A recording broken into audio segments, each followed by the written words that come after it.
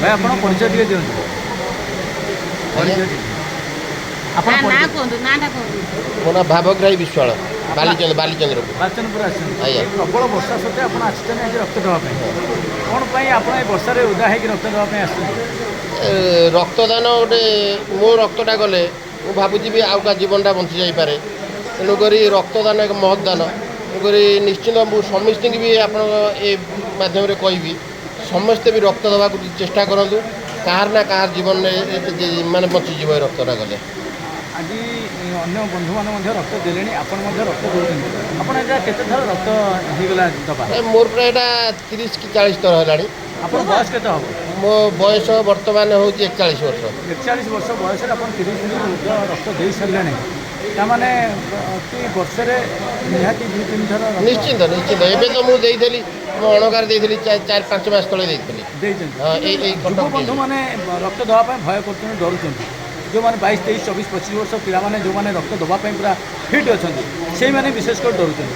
ଏହାର କାରଣ କ'ଣ ଥାଇପାରେ? କାରଣ ସେ ଭାଇମାନଙ୍କୁ ଅନୁରୋଧ କରିବି, କିଛି କାରଣ ନାହିଁ। ଯେତେ ବ୍ଲଡ଼ଟା ଯେତେ ଆମ ଦେହରେ ଯିବ 24 ଘଣ୍ଟା ଭିତରେ ସେ ବ୍ଲଡ଼ ହେବ, କିଛି ଅସୁବିଧା ନାହିଁ। ତେଣୁକରି ବ୍ଲଡ଼ ଦେବାକୁ କେହି ଡରନ୍ତୁ ନାହିଁ। ବ୍ଲଡ଼ ଦେଲେ କାହାର ନା କାହା ଜୀବନ ବି ବଞ୍ଚି ଯାଇପାରେ। ମୁଁ ଆପଣଙ୍କ ମାଧ୍ୟମରେ ଭାଇମାନଙ୍କୁ ଅନୁରୋଧ କରିବି, କେହି ଡରନ୍ତୁ ନାହିଁ, ସ୍ୱେଚ୍ଛାକୃତ ଭାବେ ରକ୍ତଦାନ କରନ୍ତୁ। ଯାହା କହୁଛନ୍ତି ବଡ଼ ଭାଇ କହୁଥିଲେ ଯେ ସ୍ୱେଚ୍ଛାକୃତ ଭାବେ ସମସ୍ତେ ରକ୍ତଦାନ କରନ୍ତୁ। ଆମ ଗହଣରେ ଆଉ ଜଣେ ଯୁବବନ୍ଧୁ ଅଛନ୍ତି, ଆମେ ଟିକେ ତାଙ୍କ ପ୍ରତିକ୍ରିୟା ନେବା।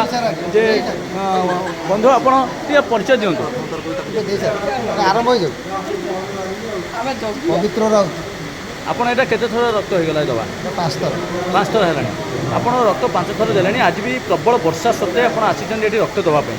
କିନ୍ତୁ ଅନେକ ଯୁବକ ବନ୍ଧୁ ଯେଉଁମାନେ ପାଖରେ ବି ରହୁଛନ୍ତି, ଯେ ରକ୍ତ ଦେବା ପାଇଁ ଡରୁଛନ୍ତି, ଭୟ କରୁଛନ୍ତି। ଏଣୁ କ'ଣ କହିବେ ସେ ଯୁବବନ୍ଧୁମାନଙ୍କ ପାଇଁ? ଆପଣ ବାର୍ତ୍ତା କ'ଣ ରହିବ ଆପଣଙ୍କର?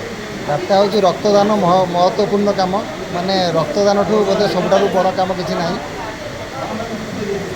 ସେଥିଯୋଗୁଁ ମୁଁ କେଉଁ ସମସ୍ତ ଯୁବବନ୍ଧୁଙ୍କୁ ଆହ୍ୱାନ କରୁଛି, ରକ୍ତ ଦେଇକି ଅନ୍ୟର ଜୀବନ ବଞ୍ଚାଇବା ନିହାତି ଆବଶ୍ୟକ। ରକ୍ତ ଦେଲେ ଆମେ ବି ନିଜ ସୁରକ୍ଷା ଏବଂ ଆମ ଦେହ ସୁସ୍ଥ ରହିବ। ମୁଁ ସମସ୍ତଙ୍କୁ ଆହ୍ୱାନ କରୁଛି, ଆଜିକା ଦିନରେ ଆଜି ଗୋଟେ ଏତେ ବଡ଼ ଦିନ, କ୍ରାନ୍ତି ଦିବସ, ଏହି ଦିନରେ ରକ୍ତ ଦେଇକି ନିଜକୁ ଗୋଟେ କ୍ରାନ୍ତିକାରୀ ବୋଲି ମନେ କରିବା ଉଚିତ। ଜଣେ କ୍ରାନ୍ତିକାରୀ ମନେ କରିବା ଉଚିତ। ଆଜିର ଦିନ ଏକ ପବିତ୍ର ଦିନ। ସେଇଭଳି ଭାବେ ଆମ ଗହଣରେ ଆଉ ଜଣେ ଯୁବବନ୍ଧୁ ସ୍ୱେଚ୍ଛାସେବୀ ବନ୍ଧୁ ଏଠି ରକ୍ତ ପ୍ରଦାନ କରୁଛନ୍ତି। ଆମେ ଟିକେ ତାଙ୍କ ପରିଚୟ ପଚାରିବା। ବନ୍ଧୁ ଆପଣ କେଉଁଠୁ ଆସିଛନ୍ତି? ଶାନ୍ତିପୁର ଆସିଛନ୍ତି। ଏଇଟା ପ୍ରଥମ ଥର ରକ୍ତ ଦେଉଛନ୍ତି ନା ଆଗରୁ ଦେଇଥିଲେ? ପ୍ରଥମ ଥର। ଡର ଲାଗୁଛି? ନାଇଁ ଟିକେ ଭୟ ଲାଗୁଛି? ଟିକେ ଭୟ ଲାଗୁଛି। ଆପଣ ରକ୍ତ ଦେଇ ସାରିଲା ପରେ ଦେଇ ସାରିଲେଣି? କେମିତି ଅନୁଭବ କରୁଛନ୍ତି ଏବେ ନିଜକୁ? ସୁସ୍ଥ ଲାଗୁଛି। ନିଜକୁ ଗର୍ବ ଲାଗୁଛି କି ନାହିଁ? ଗର୍ବ ନିଶ୍ଚିନ୍ତ ଲାଗୁଛି।